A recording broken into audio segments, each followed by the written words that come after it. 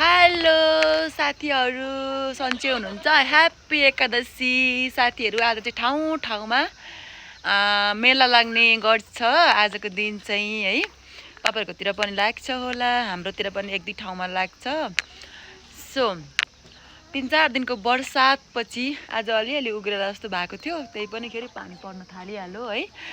अब म चाहिँ आज जाने भनेको थिएँ, बाटोमा चाहिँ अलिकति बर्सातको कारणले गर्दाखेरि बाटो बिग्रेको छ भनेर चाहिँ, अनि आज रुकेर भोलि जानु पर्यो भनेर चाहिँ म बसेको थिएँ।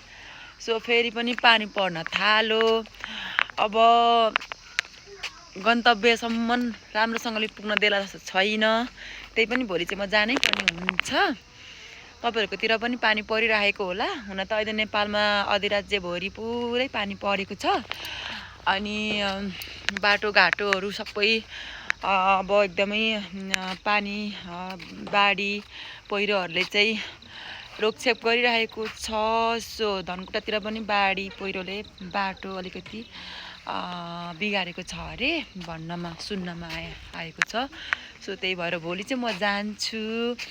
अनि धेरै दिन भइसक्यो यतातिर रोकिएको, म सङ्घसभातिर रोकेको धेरै दिन भइसक्यो, 17-18 दिन भइसक्यो। भोलि चाहिँ मेरो गन्तव्य इटहरीसम्मको हुन्छ। अनि इटहरीदेखि चाहिँ फाइनली म फेरि फर्कनु पर्ने हुन्छ मेरो आफ्नै कर्मथलोतिर। जम्मी अब 15, 16, 17 दिन बाँकी छन् गाइजहरू है। पानीले काहीँ नघुम्न दियो, न काहीँ केही गर्न दियो।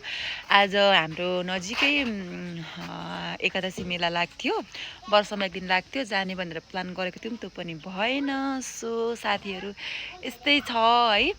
अनि तपाईँहरू जहाँ हुनुहुन्छ, जुन ठाउँमा हुनुहुन्छ, आफ्नो ख्याल गर्नु होला। अब बर्सातको कारणले गर्दाखेरि ट्राभल गर्दै हुनुहुन्छ भने पनि बी केयरफुल हुनु होला, म जस्तै है। ल बाई बाई।